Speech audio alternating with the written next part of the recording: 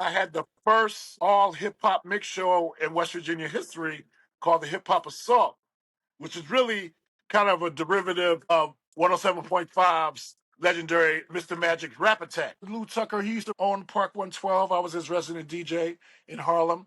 But he does this event every year with the Power Network. And it's all about tech and financial literacy for people of color. Essence Magazine is going to have a panel with my dear friends Raquel Odin and Kay Malcolm. You see Raquel on TV all the time. You see Kay as the first Black female VP of Oracle. She's going to be on there. Then they're going to have the Earn Your Leisure guys. Y'all know who they are. Right. But for the entertainment, we got Ed Lover hosting. We got somebody named DJ John Quick on the wheels doing 2 sets. But then we got freaking Big Daddy Kane and Ghostface Killer with a full freaking orchestra. It's going to be insane.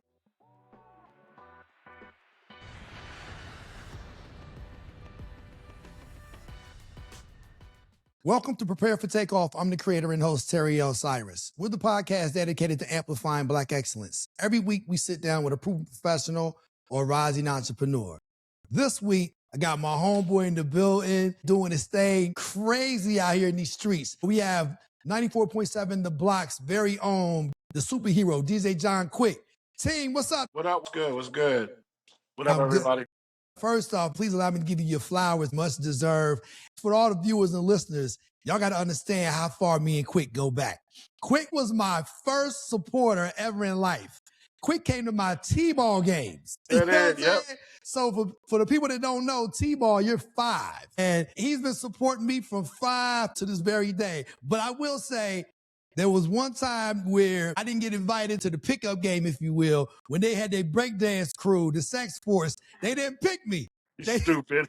You stupid. They didn't pick me. Dog had 2 left feet. Yeah, they said my move, I wasn't moving right. Brother's a little stiff. They said, check back with us next summer. I know your story. I want our viewers and listeners to have the opportunity to really understand your journey and how you got here. You're in the #1 market, New York City on the radio, which is a huge accomplishment. And not only will they hear you spending in New York, they'll hear in Atlanta. Depends on where they are in the country. You grace the airwaves in Washington, D.C., doing your thing, man. You're doing events in Martha's Vineyard. I don't want to spoil it for the viewers and listeners. So let's take it back to the essence. We're originally from West Virginia. So talk to viewers and listeners through what was it like growing up in West Virginia? And more importantly, what was it like having the aspirations that you have to want to be a DJ in all places, the Mountain State? Oh, where I begin? I mean, it really started with my parents. You know, my mom, especially my mom, she used to play a lot of music, especially on Sundays after church, make us go clean our rooms. So I grew up on Earth, Wind and Fire, Al Green, Teddy Pendergrass, The Temptations, Jackson 5, so many, Parliament Funkadelic. But anyway,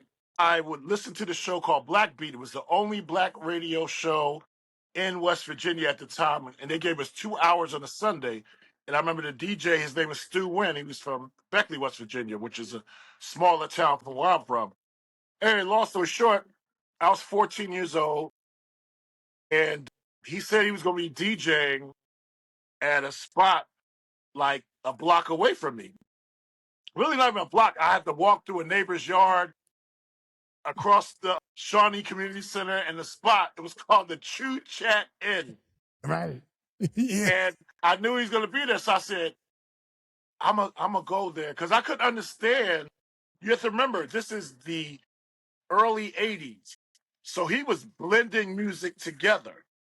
And I couldn't understand how he was doing it, because there was no video. I wasn't old enough to go to parties, and nobody in our neighborhood or our community was doing it. So I showed up on my bike. I've said he probably needs at least like an hour to set up. So I went there and I waited, and he pulls up. And I said, excuse me. He goes, are you Stu Wynn? And he looks down at me. He goes like, yeah. And I was like, I listen to you every Sunday, and I want to know how you blend the records together. He said, listen, I got to go inside, set up, but I'm going to bring you a little diagram. Give me a second. I'm going to write it down on a napkin. So he comes back out on a napkin. He has 2 turntables and a mixer. He said, you got about 2 turntables and this thing called a mixer. He said, you could get it at Radio Shack, which I did. He goes, you could be on your way. And that was that. And so everything else I had to figure out on my own.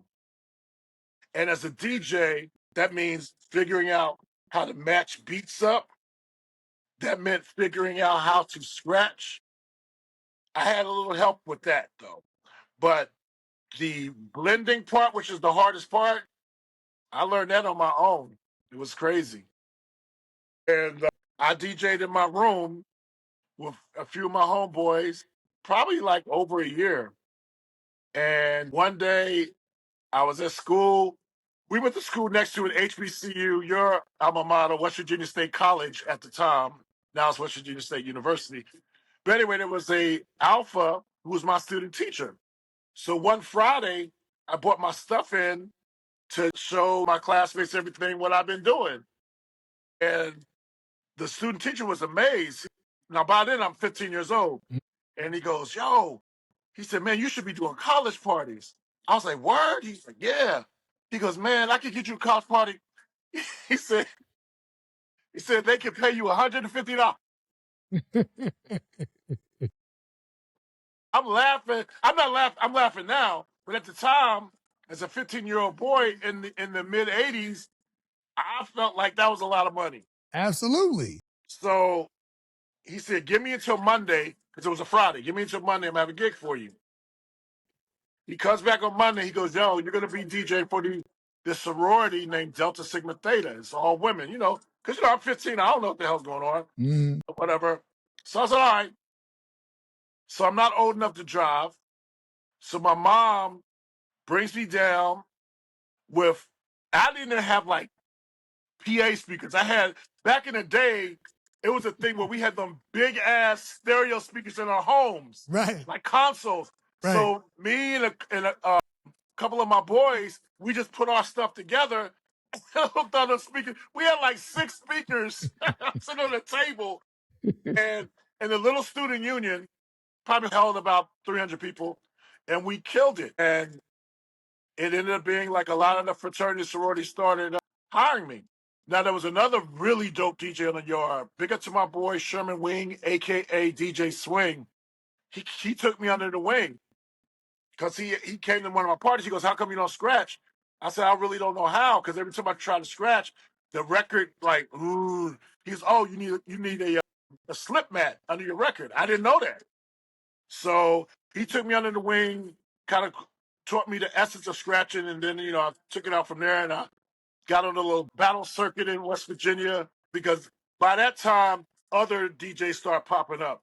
But I would mop them. It was all good. Going off to college, to Marshall, and DJing. I started DJing all the schools like West Virginia Tech, West Virginia University, West Virginia State. Then I started my freshman year. Me and my boy Chuck, big shout out to my boy Chuck. We were on the college radio station on Friday nights. And that's when hip hop was really starting to pop, right? So our white supervisor be like, you guys are doing a good job, but not too much rap. We don't like, man, it's just noise to me. I don't, please don't play. So me and Chuck look at each other like, yeah, whatever. And we was blowing up the spot. Then, so that's like 83 through 85 and no, 84, 83 and 84. 85, yeah, it was 85. One of my frat brothers, older bro, he started a station right next to West Virginia State College, WEYS. And I started DJing there, and I had the first all hip hop mix show in West Virginia history called the Hip Hop Assault, which is really kind of a derivative of 107.5's legendary Mr. Magic's Rap Attack, right? So, and y'all keep in mind, back then, we had to go to record stores. It was all vinyl. All right. So, you looking around 7, 8 crates of record doing parties, and it was crazy. Going even at the radio station, you bring your vinyl. You didn't have like records in a computer like they do now. So that's really the basis of my journey. And I want to give a shout out to Black moms, because what you need to understand is, for the first year of me DJing, like getting paid, my mom had to drive me everywhere. Like my mom would drop me off in West Virginia State at like 8 o'clock for setup and come back at 2 a.m. in the morning. And it got to the point where she would drive up onto the grass, get closer to the student union so we could load stuff in. And the kids start to, notice her. They were like, yo, move out the way. That's the DJ's mom. You know what I'm saying? Yeah, it was crazy. So big up to black moms, I remember I'm a creative. So this is like when I was in high school. I was a nerd in high school. I just played sports. I didn't drink. I didn't smoke, none of that. You know what I'm saying? I would get up late sometimes if I had a mix in my head I wanted to do and just execute it right there. It would drive my dad crazy. Rest his soul, God rest his soul. So he used to be like, my family called me JT. JT, if you don't turn that music down, right? So one night I got up. I don't know, I had been playing ball that day. So I went to bed early on a Saturday. Then I got up because I thought of a mix. So I had to be maybe like 11 o'clock. So I get up and start mixing. My father come bust in my room. JT, I told you if you don't turn. And then my mom pulls him out in the hallway. And I can hear her say, would you rather have him out in the streets with his friends drinking and smoking as an 11th grader? Or would you rather have him here where we know where he's at, where he's doing something that he really loves? And my father never bothered me after that. Yep. Yeah. Big shout out to black moms. You know what I'm saying? So 100%. And so that's the core. That's the core of one of the things that we used to do when we were young, especially even in high school, going into college, like how can we get into the party? We can carry Quick's crates. You know what I'm saying? And we carry his crates. Then we can get into the party for free. You know what I'm saying? Yeah. I know a lot of freeloaders is mad because we don't need crates no more. You know what I'm saying? Right? I can carry my own computer. Beat it. I'll put you on the guest list if I can. If I can look out. Otherwise. At some point, once you graduated from Marshall, you moved to New York City, which is the mecca, as everyone knows, of hip hop. So what was that like? What transition did you have to have in mindset as far as how you DJ'd? I'm sure it was a night and day experience once you arrived in the Apple. We have to remember, growing up in West Virginia, we listened to R&B and hip hop and pop music. There was no international music in West Virginia, none. I moved to New York in 90 after a year of grad school at Marshall. I just crossed into the fraternity. So I figured out I'll move up there. I'll go to that big step show they have in the city and meet some bros because I had no plan. All I knew, my boy Chuck was from New York that I used to rock with the radio station with. He's like, man, what are you doing? Why are you DJing in West Virginia? Nobody cares. He said, you need to move to New York. You're that good. Like, he really believed in me. Big shout out to my man Chuck Richardson. He was the one that really, gassed me to come to New York. So I stayed with him for like the first 6 months of moving up there. And I used to just go to events. And I had to learn how to play New York City because it's not like any other market. I first learned how to play reggae. Then I learned how to play calypso, soca. And I wanted to be good enough to whereas I wanted the people who enjoyed those genres to say that I was good at it. And I think that's very important. So to be honest, man, the first 10 years in New York, I was just doing like fraternity, sorority parties, maybe some private events, but I wasn't like on the grind like I am now because I have too much respect for the culture, the musical culture of New York to just go out there all willy nilly. And more importantly, you got to understand the DJ's business card is his set because all you need to hear is one terrible set. And people hear that, people talk, promoters talk, it's a done deal. Yeah, it's a done deal. Obviously, just one girl. Y'all might remember her, DJ Rocky, because I used to chronicle her, right? So Rocky, pretty sister, she learned pretty quick in terms of the blending and everything. I was trying to teach her how to scratch, and she was already asking, when can I do a party? When can we do this? I'm like, calm down, Ma. I said, I was in my room for almost 2 years before I did a party. Right. But, she young, and in that particular generation, they want instant gratification. And she messed around, did a party at Contra, right? I remember Contra. And the owner calls me. He goes, hey, man, you know this DJ named Rocky? I was like, yeah, why? Well, she's DJing at my club. She's on the first floor, and the first floor is packed. Now nobody's on the first floor. Everybody's in the basement because she was terrible. And the reason I figured you knew it because she kept shouting out your name. I was like, no. Like, yeah, I was keep like, that quiet. no. So yeah, again, your set is your business card. Like I've had managers over the years. I haven't had a manager since Lord Jamar's wife, Dana Whitfield. And what Dana did, Dana had gotten me a really good weekly.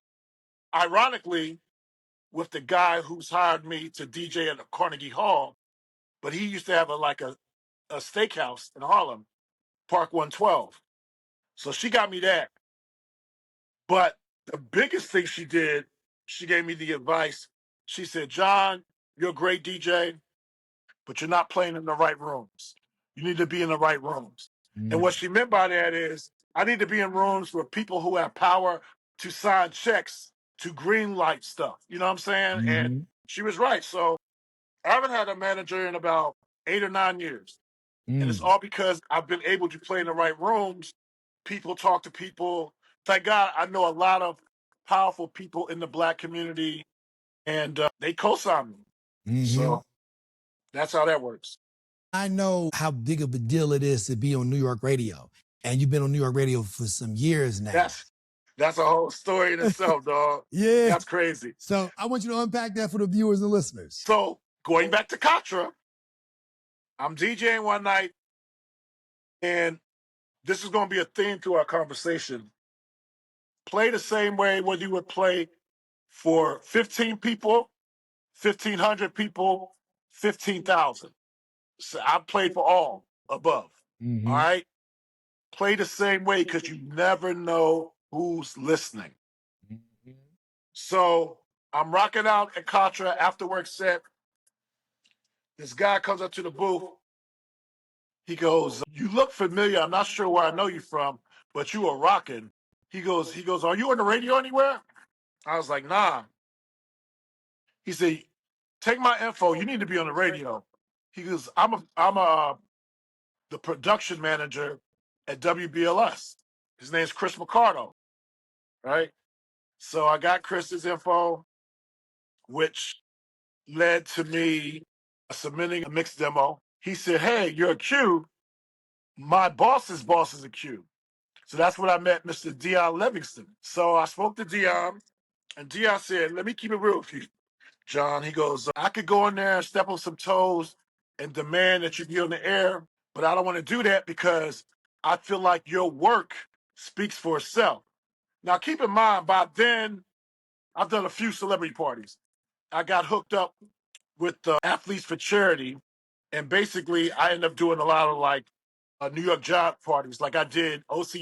Umayor's birthday party. I did Michael Strahan's birthday party a couple times. So that got me to, start getting hired different places. I definitely got to give big shout out to Kathleen, even though I don't like her. But, y'all know I'm going to keep it real. I do not like her, and I'm not going to say why, but she definitely looked out on that part and whatever. But we helped each other because she had no. Okay, let me go back a little further. Okay. For the radio thing. I had a vision because you have to remember the thing about promoters up here, they're very loyal, which I like, but they're very cliquish. So it's hard to break in as a DJ, to get hired by one of the party promoters. So I said, well, I'm gonna start doing my own party. So I used to walk around with a pad and get people's emails like, hey, I'm a DJ, I'm gonna be doing some dope parties. And people you have to understand, back in the 90s, early 2000s, people actually dance. They like to go to parties, whatever. Now, not so much. But so I had like an email list. So that's what got her interested in me, to be honest. Aside from the fact she's a Delta, I'm a Q, I have the whole connection. So I started doing some parties for her. So anyway, by the time that happened, by the time me and Chris had happened, I had broke off from her, whatever. So to get on the air, I had to get approval from my current boss, who was at BLS at the time, Skip Dillard, and the musical director at the time. I can't remember his name. So Skip was on board, but the musical director was dragging his feet like crazy. So I would speak to Chris and be like, man, I got to be honest with you. I think he's intimidated. I was like, why? He goes, by then I was doing like 4 or 5 parties a week or whatever.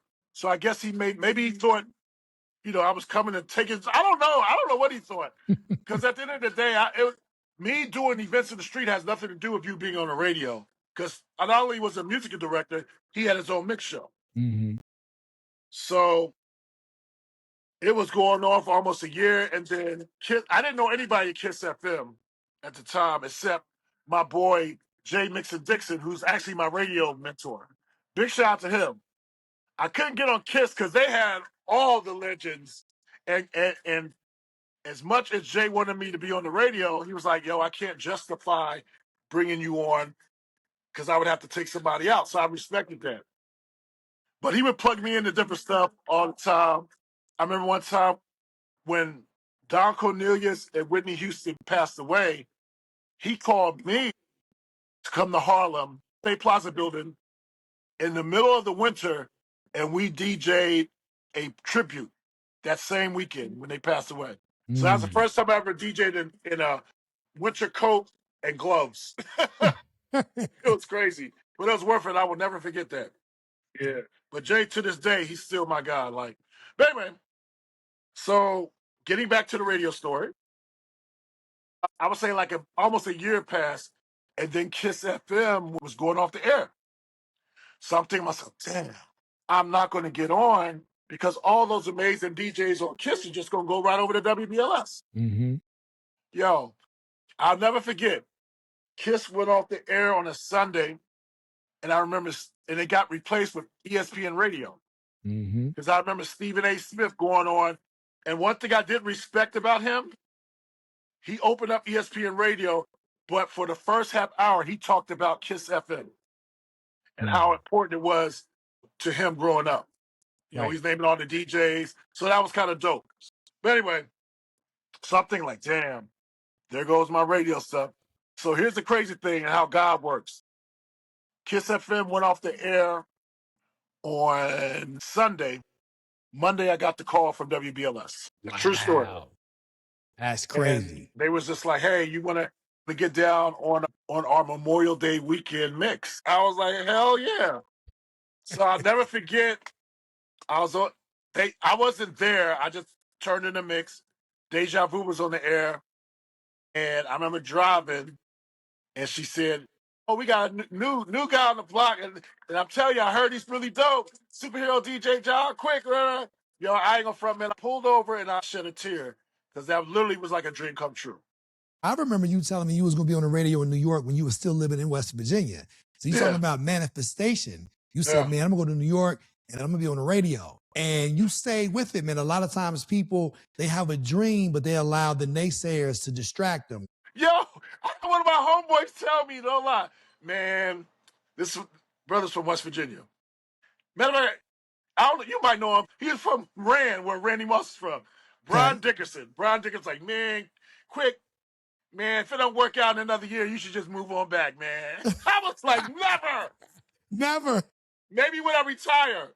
Absolutely, man. Which, I don't know if I ever retire. And that's a whole other story we could get into because there's so many things you could do. Open up my own little DJ school. There's a lot of stuff. But anyway, let's get back to radio because radio, that was like a dream come true. Right? So I'm on BLS. I went from doing the only on the holiday mixes to next thing you know, like, hey, we're going to put you in the mix with Deja Vu on the mix at 6. It's a rotation of like 3 DJs, 3 or 4. It was me, Red Alert, Mitch, the Party People Pleaser, and it was one other one. I can't remember the other one. S1. So we was all like just rotating. It was dope. I would say right around 2018, 2019, Afrobeat really started to pop in the city. And I fell in love with it, man. Big up the DJ Moma from Everyday People. I used to come to his parties, and he played everything, but I was coming there to hear him play Afrobeats. And I would just sit by the booth and just listen. I was like, that's so dope.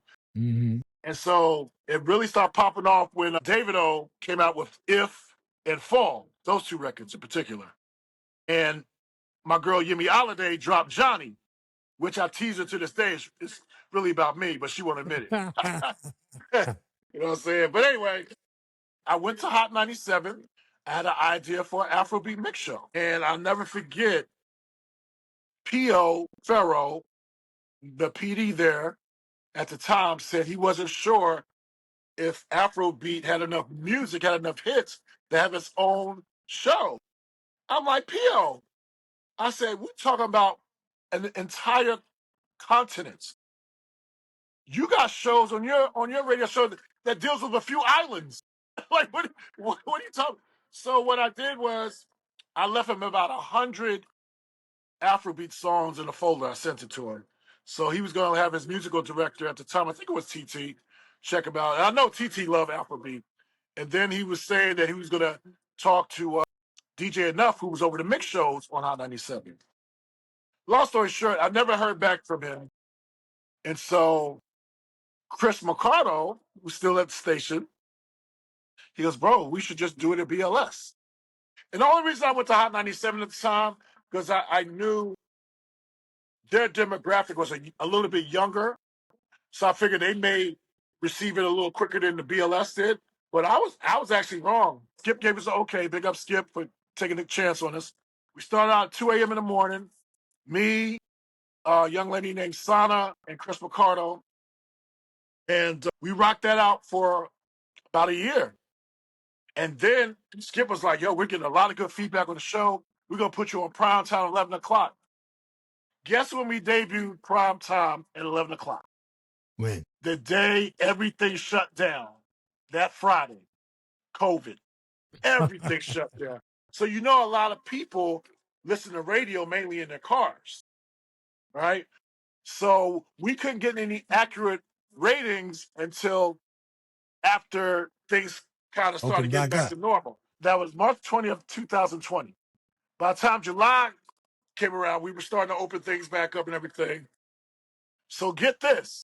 There was a stretch from July through December that Afro Flavor Radio, the name of my show, was number one with African Americans 35 to 54, which is the most coveted market because we spend the most. We did Scratch Richard for 2 years. By that time, I had a new host. Her name was Eki's Famous. Big up to Eki. She was dope, representing Nigeria, Niger girl. And we were killing. Then at one point, Eki had to leave, and we picked up an incredible sister. She has over 250,000 followers on IG. Lisa Yarrow, follow her. You probably need to have her on here. And my guy, who's frat radio legend in DC and Atlanta, Osei the Dark Secret. So we just had a monster team. But by then, radio was kind of like lukewarm on Afrobeat. So it's hard for us to get like back to terrestrial radio. So we just kind of just let it go, whatever. But that was a fun time, man. And I just love the fact we made history. Made history. And a lot of those DJs you hear on the radio playing Afrobeat now, they got it from us. They got it from us. Thinking about starting your own business? Make it real with Shopify, the all-in-one platform trusted by millions to sell online and in person, whether it's merch, art, or digital goods. Shopify gives you the tools to build, grow, and succeed. And here's the best part. When you sign up using the affiliate link in our show notes, you're supporting Prepare for Takeoff and starting your business off right. Click the link and start your free trial today. At some point, new opportunities opened themselves up for you. You were at BLS, and then they were kicking off a new station in New York, 94.7 The Block. I remember when Skip left, I said, don't forget about me. He said, bro, let me get settled. I got you. That's exactly what he said. I'll never forget that. And a year later, I was still with BLS, but I really wasn't playing on the regular. I was just getting spot duty here and there. Soon as I knew I was locked in to 94.7, which I knew I was going to be starting a July 4th weekend. Ironically, my last show after 10 years of WBLS was the same weekend I started, Memorial Day weekend. When Skip first went over there, they didn't have anybody on. It was just playing. Everything was automated. It was just all automated. And when they started bringing on personalities and mixed show DJs and things of that nature, you was a part of that initial lineup, or was my memory? First, they brought over Scratch and Mr. C, and then Coco. Coco was on the first line. Then I was kind of on the second line. It was me, Ted Smooth, Brucey B, Big Ben. Big Ben was what actually Big Ben came on when Scratching Them came on. Okay. And I believe Ted Smooth may have also. I can't remember, but it's a bunch of us, man. And we were just like, yo, we here. Right. We got a crew. What's good? Right. Big up to Coco. She's also from West Virginia. We always want to show her love. And it's a lot of people it's so funny when people say, are there black people in West Virginia? I laugh. Yeah. I'm like, are there black people in West Virginia? Are you kidding me? Yeah, meanwhile, we got two of the top DJs in the city on one station. Exactly. Don't sleep on the country boys. Exactly. We'll come to the big city and figure it out. Yeah. It may take a while, but it's all good. And it's all about that longevity and having that determination to succeed. Being on the radio and having that platform, it lends itself to having a large audience of individuals listening to you doing your thing. You're not necessarily limited to people, millions of people. So it's not a matter of, like you said, being in the right room, you in the right city, and the listenership, as you mentioned, millions of people. The largest market, not only is it the largest market in the United States, but it's the largest African-American market in the United States. And to be rocking on the radio, that's going to lead to other opportunities outside of New York. Talk our listeners and viewers through what some of those opportunities have consisted of. My mentor knows people, Jay Dixon, and obviously my boss, Skip. During the pandemic, I started dating this girl in Atlanta. I said, yo, they got like 4 or 5 radio stations out here. I need to be on one of these joints. One of my former coworkers, who was in the mix of 6, that's who I was forgetting, Bit Rock. He's on the radio down there on 102.9. And so they're all owned by Radio 1. A lot of stations are owned by the Radio 1. So my homegirl down there, she linked me and had a meeting with the boss at Magic 107.5, 97.5, the #1 show down there, Derek. I can't think of Derek's last name right now. But anyway, he gave me a chance. So I had a show down there, Superhero Saturdays, every Saturday night, 7 to 9 p.m. on Magic. I did that for like 2 years. But we kind of had a disagreement in terms of how to promote it. Like, the station really didn't promote me. I was just like, I'm not from Atlanta. Not only should y'all promote me, y'all got to promote me more. You know what I'm saying, to get people familiar with me, the area. But he basically said he didn't feel like he should commit resources to something that he never had to do. And my pushback was, well, you hired me because the ratings were low. So at some point, you gotta change it up, because if you keep doing the same thing over and over and expect a different result, that's literally insanity. It's not gonna happen. So I don't know what happened after me. I forgot what DJ they had. And then last time I checked, there was another DJ there. So I guess he's like, if Saturday don't work on his own, it's all good. But I like Derek. Derek's cool. That's my guy. I like Derek. But I just didn't agree on his approach. But so I asked him, I said, well, do you have the information to the PD at 102.9 Classic Soul? So yeah, so he gave it to me. I ended up DJing for them for maybe like on and off almost 6 months and whatever. But they couldn't find a solid place for me. And I didn't get mad. So I was just like, hey, just keep my number. If something pops up, it does. But I did that all the way up to 2025. So I was on the air in Atlanta from 2020 to 2021 to 2025.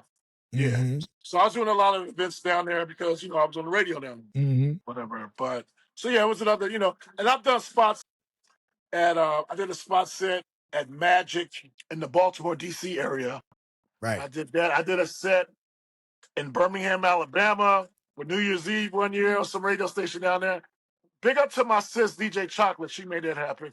And big up to Adimu, who's a radio legend in the DMV and whatever. He's the one that made that happen. He's also the Bruz. Yeah, he's the Bruz. And big up to Chocolate. She's an AKA. So the one thing I will tell you, another reason why I'm able to move in these spaces without management is because of the affiliations, like whether they're Greek or just radio in general, because you come across people and you end up becoming like family. You know what I'm saying? Promoters who know other promoters, the cosign is everything. Right. And then when you look at my what we call spinography, and you see names like Beyonce, Jay-Z, Michael Strahan, AJ Calloway, Vanessa Williams. You know what I'm saying? Like, people look like, all right, you know. And look, you want to know a fun fact, dog? What's up? I'm one of probably a handful of DJs who's opened up for Biggie and opened up for Jay-Z. Mm, You know what I'm saying? that's There's legendary. not too many. And Beyonce. Well, let me bring that back. Not open up. I did Beyonce's and Jay-Z's VIP party on their Formation and 444 tours. Mm, I did one at Citi Field, Met Stadium, and the other one was at Nassau Coliseum. Yeah. mhm. Yeah. So when people see big names on that, they take you more serious. Absolutely. That's the cosign right there, man. Yeah. One of the things that I admire about you, bro, is your ability to network. In this business, it's all about who you know. Your net worth is directly tied to your network. You have a massive network, and that network has afforded you to have opportunities to not just spend in the markets that you mentioned, but also to spend at the vineyard. So talk our listeners and viewers to what that experience has been like. I mean, I know you've been trying to get me to come up there for years. I got to make it there sooner than later. They said the vineyard it's its own way. It's beautiful. It's beautiful. And when I think of the vineyard, most people think I'm gonna talk about the turn up. No, it's just about seeing beautiful black people, beautiful black families, just relaxing, letting their stress go, hanging out on the beach. You know, you got a bunch of brothers who smoke cigars on the porch. You know, it's just a beautiful vibe. And don't get me wrong, the events are crazy because the one thing successful people know how to do is party. Mm-hmm. The thing with the Vineyard, the Hamptons, the Berkshires, what else? Essence Fest, all of that I spoke into existence. Like, I literally would say at the beginning of the year, I want to DJ in the Hamptons. I DJ in the Hamptons. I want to DJ Martha's Vineyard. And my boy, big up to my boy Jacob, the architect of the biggest white party up there. He brought me up. Him and his wife brought me up. And that was, what, 8 years ago? We're going to year 9.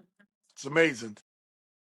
What else, man? Like, Madison Square Garden and the Apollo. I spoke both of those into existence.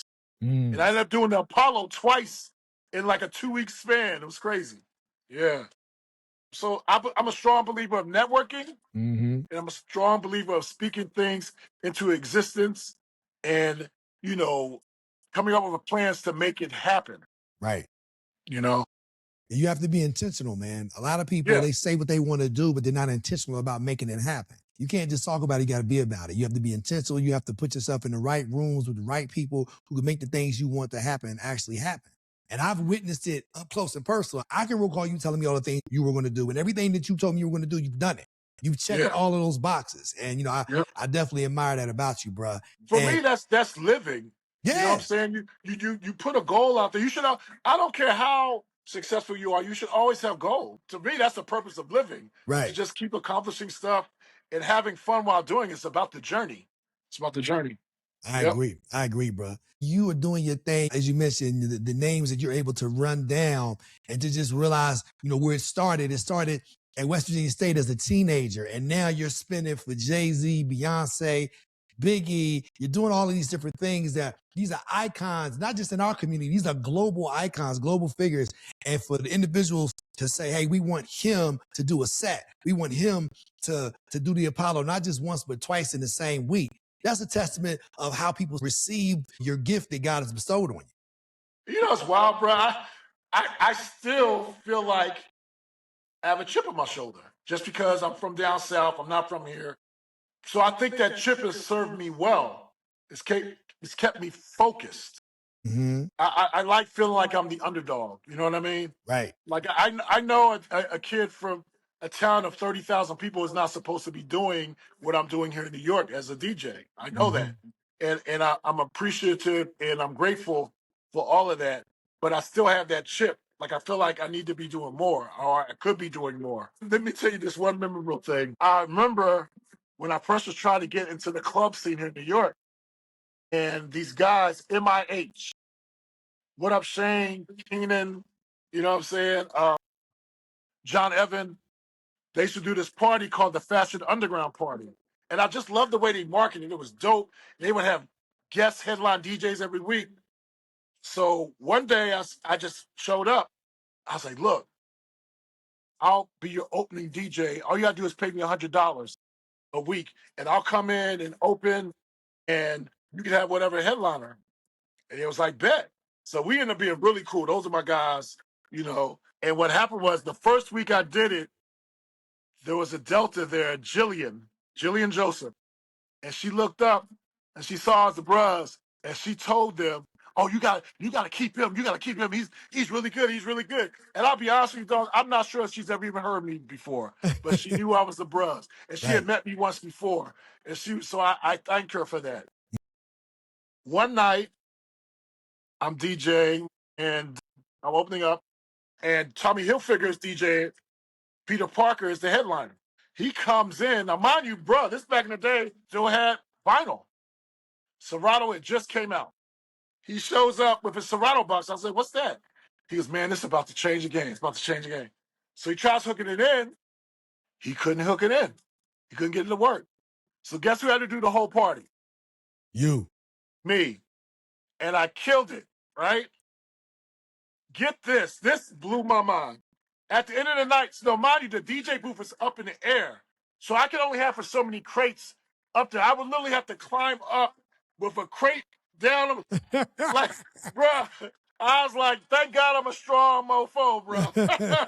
Yeah, because you know how heavy them record crates are. Oh, So I would get to 100%, a certain man. point and I sling it up there. I go back down, get another one. It was crazy. It was crazy. But anyway, after the night's over, one of the promoters is shouting at me, "Yo, quick, quick. Somebody want to holler at you. Come downstairs." It's freaking Cool Herc. He said, "Man, I had a great time tonight. You was on point. You was dope." Bruh, from the Man. godfather The of hip hop, Godfather. the godfather of hip hop, co-signed me. Mm-hmm. Yep. So that was crazy.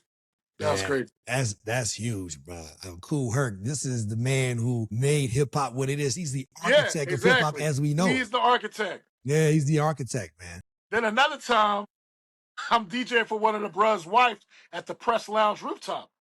So this bruh happens to know, he knows a lot of DJs, like he knows Jazzy Jeff and all them.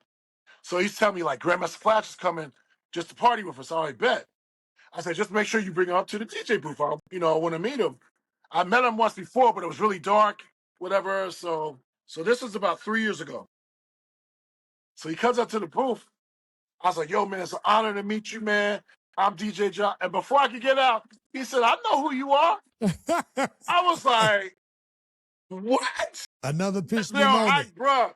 I kept it cool, but inside, even though I think I've accomplished some things as a DJ, I'm still a kid when it comes to being a fan of DJs. Right. Right? And I exploded inside when he said that. I was like, Flash and Scratch was my guy. So you can imagine like how tight me and Scratch are, how I feel. Right. Like I have to be cool around him, you know what I'm saying? But Scratch was my idol, Right. my DJ idol. Like when I first met, him, I was stuttering and man, it was crazy. Man. But I'm blessed to have him in my life too. He gives me he drops so many gems, and he inspires me just the way he works and his discipline. Mm-hmm. Like in terms of his different projects and things of that nature. And bro, to me, he's one of the most underrated producers on the planet Earth, bro. Like that house music album that's coming out is going to be bananas. That's what's up. Bro, you mentioned that you have a DJ school. Talk us through what the DJ school's all about. And if somebody would want to be a part of that, how would they go about doing that? So the school is called DJ John Quick's School of Extraordinary DJs, right? And basically, I teach 4 capsules, right? And you have to take the 4. I do make exceptions. Like if you've already learned, I might just do 2 capsules with you. But for the most part, it's 4. It's 250 per capsule or session, or however you want to call it. But I'm looking to teach younger DJs. I'll do adults. Matter of fact, my last client was an adult. But I like to teach younger DJs because Most of them don't have bad habits already ingrained in them. And also, as OGs, we got to be responsible for the next generation and make sure they appreciate the culture of DJing, Right. culture of hip hop in general, but definitely DJing has its own culture. Yeah, you gotta appreciate that. So I want them to learn the right way. I don't like there is a feature on Serato called the sync button. In other words, you can put two records on Terry, you just hit sync, and they will blend together. But it's whack. And sometimes it starts distorted, sounds yeah. Plus, I want you to learn because at the end of the day, you may be in a situation where you're playing on turntables. You ain't gonna be able to use that sync button. You know what I'm Right. saying? So I try to teach them how I was taught. To be honest, I'd rather teach them without the computer first. And if they can learn just by their ear, when you get on a computer, it's super easy. Super easy. Yeah. So yeah, if they want to, anybody out there want to learn how to DJ, I got you. Shoot me a text 347 451 1023. That's 347 451 1023. Or to make it easier, djjohnquick@gmail. This episode of Prepare for Takeoff is brought to you in part by Riverside, the platform that I trust to record studio quality podcasts right from my laptop. With Riverside, I get crystal clear audio and 4K video. Plus, it's super easy to use. Whether you're a beginner or a pro, Riverside helps your podcast sound amazing. Try it out for yourself. Click the affiliate link in our show notes and start recording like a pro with Riverside. Most people know that we are members of our beloved fraternity, Omega Psi Phi Fraternity Incorporated. And I know the impact it's had on me, both personally and professionally. I want to give you the opportunity to kind of share with the viewers and listeners what it's meant for you to be a part of an organization that has so many distinguished individuals, and more importantly, individuals that you're forced to hold yourself to a higher standard than, let's say, if you weren't in the organization. That's so true, man. The bros are everything to me, man. Like the support, just knowing you always have someone you can come to in any situation. Like we are everywhere. We're in every walk of life. A lot of my events, not necessarily bro events. I've done plenty of bro events, but bros will hire me to do corporate events for their companies, or they'll link me up with a sorority. Be like, yo, my bro, he's a DJ, he's dope. I'll do that, whatever. You know what I'm saying? Like I said, my first general manager was a bro, Dion Livingston, WBLS. Big shout out to him. So the possibilities in terms of being in the brotherhood are endless. I'm super excited about a project that I brought to the frat. I used to do an event in the city called Heroines of Excellence Awards, and I would honor women of color who are either on the come up or they've been there, done that, they've been bridge builders and never got their proper flowers. So after 15 years, I decided to give it to the frat. So now it's called Heroines of Omega. And that is my baby. I'm super proud of the fact that I was able to use my platform to uplift our sisters. And even with doing that, I've created a whole other network in itself. Just been a beautiful thing, man. We got some amazing honorees, including Sunny from The View. We got Tasha from Power, Notori Norton Lewis. You know what I'm saying? We got so many amazing women. As we close out, I want to give you the opportunity to leave our viewers and listeners with 3 things that you feel will help them prepare for takeoff. Get out the house and network, speak things into existence, and when things get doubtful, pray. All 3 of those work. All 3. 100%. I'm sure that our viewers and listeners, they're going to want to continue to follow your journey on social media, website, whatever information you feel comfortable with sharing. All right, you can follow me at DJ John Quick, and that's John without the H, DJ JONQUICK. That's on IG. Facebook, my fan page is Superhero DJ John Quick. Don't try to friend me. I got like about 1,200 in the queue. Come on, I'm at capacity. So I'm trying to think of anything else. My website is mydjisasuperhero.com, but I ain't gonna lie, I need to revamp it. I haven't updated it in a couple years. So that's one of my goals this summer is to get that back right. But other than that, TikTok, DJ John Quick, and Yeah. And I know you're That's pretty also on much it. LinkedIn as well for people Oh, that yeah, are trying to get LinkedIn, at DJ you. John Quick. Yeah, definitely. For the professional crowd. Absolutely. Yeah, bro. I'm proud of you, man. It's an Appreciate honor. it. It's an honor to have you on the platform and to give people the opportunity to know your journey as well as I know it. And you truly are the embodiment of Black excellence, man. Keep doing your thing. You're making the frat proud. You're making everybody back in West Virginia proud. And you're making the whole New York City proud because they have a superhero patrolling the airwaves. That's all good. Thanks, bro. I'm proud of you, man. Keep doing what you're doing with this takeoff program, man. This is some dope stuff right here. I appreciate it, man. And not only do I want to thank you, bro, for spending so much time with us, I also want to thank our viewers and listeners. Whether you watch, hold up, bro. Also thank the haters. Oh yeah, thank the haters. Yeah, thank the haters. Thank you. Yeah, thank you, you losers. Right, exactly. I mean, I use the haters as fuel, man. Yeah, you got to, bro. You have to. I want to make sure they get a front row seat on the 50-yard line or court side. Listen, bro, those people who tell you can't are really just deflecting their insecurities, onto you. Right. That's all. I say that all the time. You may not, but I can. Right. And I will. And you know what it is, bro? It's so funny you say that because I say that all the time. Because you can't even really be mad at somebody because if they could see you doing something that they couldn't do, then they would have another issue. They'd be depressed because they would say, oh, wow, he can do something that I can't do. I can't do it, but he can. That means he's better than me. So no one wants to see you to be better than them. So they say, you can't do it because I can't do it. Yeah, and then once you do it, the first thing out their mouth, that's my man. That's my man. We go way back. Bro, you know what I left out? Talking about, speaking things into existence. So I'm a super nerd, like I said. So as you can see in the background, I got my, part of my, this is probably, honestly, bro, this is probably a 10th of my collection. Right? Wow. I have over 1,000 action figures. But what I wanted to do was create a exhibit for action figures of color, mostly Black action figures. It's called DJ John Quick Presents the Black Superhero Experience. So I had it on display at Roosevelt Public Library's art room last year for like 6 months.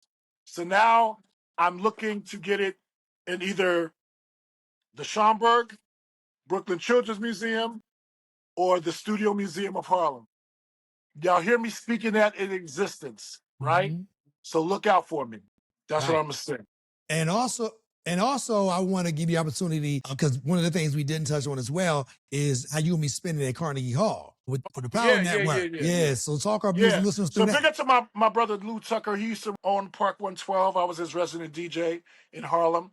But he does this event every year with the Power Network. And it's all about tech and financial literacy for people of color. Essence Magazine is going to have a panel with my dear friends Raquel Odin and Kay Malcolm. You see Raquel on TV all the time. Mm-hmm. You see Kay as the first Black female VP of Oracle. She's going to be on there.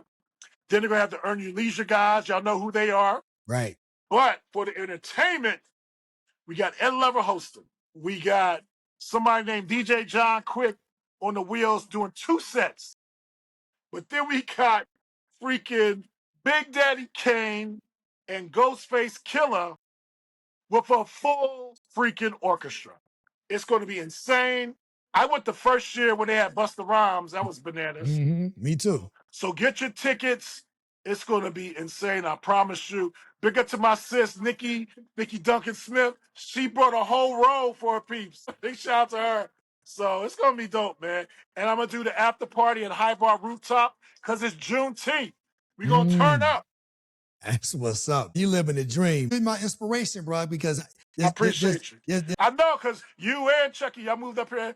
You, Chucky, and Brian moved up here after me. Right, I know. I'm all y'all's inspiration. Right, yeah. And I'm like, if Quick can do it, I can do it. I love it. That's what's up, bro. So for those of you guys who don't know, Brian was my best friend growing up. That's how I became so tight with Terry. And that's why I've known him since he was 5 years old. Because when Brian couldn't come out to support him, I would ride my bike over and support him in his T-ball games because we were family.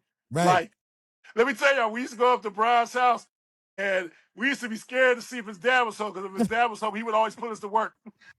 Right. That's shout out to my dad.